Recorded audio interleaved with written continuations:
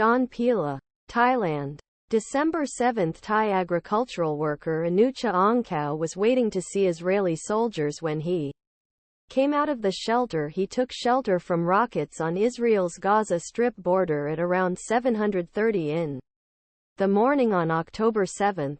Instead, Anucha and 5 Thai colleagues approached 10 armed militants, whom they identified as Hamas by the Palestinian flags on their arms. "We shouted Thailand, Thailand," said Anucha, a soft-spoken 28-year-old with a thin goatee.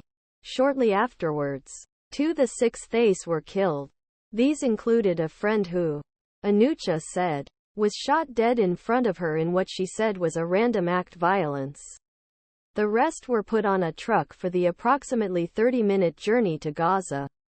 Anucha's first-person narrative offers a glimpse into what many hostages have endured and some continue to endure. She described sleeping on a sandy ground and being beaten by her Hamas captors, who she said subjected Israelis to particularly brutal treatment. 4 Thai men relied on games of chess on a makeshift board, family memories and a craving for Thai food to keep their hopes alive. Few of the freed hostages spoke at length about their hardships, but others who were later released described beatings and death threats. "I thought I was going to die," he said Wednesday at his family home in northeastern Thailand, where he returned this month after 50 days in captivity. Almost all of this time was spent in 2 small underground chambers, guarded by armed guards and accessed by dark narrow tunnels.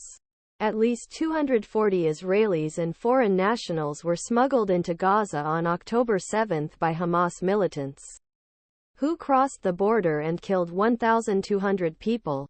More than 100 hostages, mostly women, children and non-Israelis, were released. Israel launched a devastating in-campaign and ground offensive in retaliation for the October 7 attack, killing more than 15,000 people, according to figures from Palestinian health officials deemed reliable by the United Nations. About 130 people, including 8 Thais, remain captive. Israel offers higher wages to farmers. Thailand, which has friendly relations with Israel, recognized Palestine as a sovereign state in 2012. The Israeli Foreign Ministry likened dead Thai hostages to heroes and said the freed captives would enjoy same rights as their Israeli counterparts. 2 meals, 2 bottles of water. When uniformed militants arrived in Gaza, they handed Thais over to a small group of men, who took them to an abandoned house and tied their hands behind their backs. Thais was joined by a terrified 18-year-old Israeli who Anucha said she knew from Kibbutz Re'im, where she worked on an avocado farm. Shortly after, the beatings began, with their captors punching and kicking them. "We shouted Thailand, Thailand," he said, easing the severity of the blows. The young Israeli was not spared. An hour later, all 5 were loaded into another truck, which drove about 30 minutes to a small building leading into the 2